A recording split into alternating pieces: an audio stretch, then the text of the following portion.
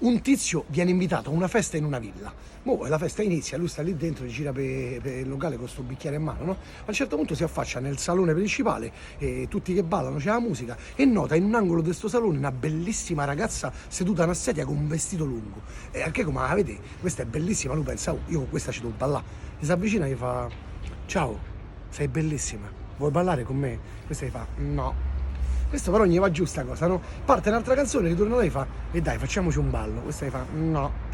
Però questo qui non demorde. La terza volta, come si avvicina che gli sta picchiando di ballare, questa lo guarda e fa, senti, ti faccio una confessione, io ho una gamba di legno e sti balli sono troppo veloci per me. Ma te prometto che come mettono una traccia lenta, vieni qui e balliamo, promesso. Capirai? Questo non so fa di due volte. Come parte la prima traccia lenta, va là, l'afferra per una mano e cominciano a ballare. Poi cominciano a ballare e mentre ballano si parlano, si conoscono, no? E questo dentro di te pensa, capirai, è quasi mezzanotte, mo gli chiedo se la posso accompagnare a casa, alla prima fratta che incontro, mi fermo e me la scopo. E gli fa, ma ti posso accompagnare a casa più tardi? Lei fa, sì, volentieri. Che fanno? Finita la festa, escono, salgono in macchina e si avviano verso casa. Alla prima fratta che incontrano, questo parcheggia la macchina, scendono, si buttano a terra e cominciano a scopare.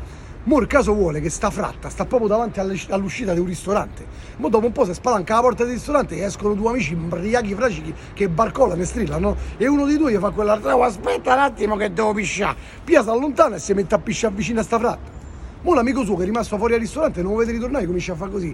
Ah Franco, ma che sta a fa? E questo da davanti alla fratta si gira imbriaco fracico e fa, io starò pure imbriaco, ma qui dietro c'è sta uno che sta in culo una carriola.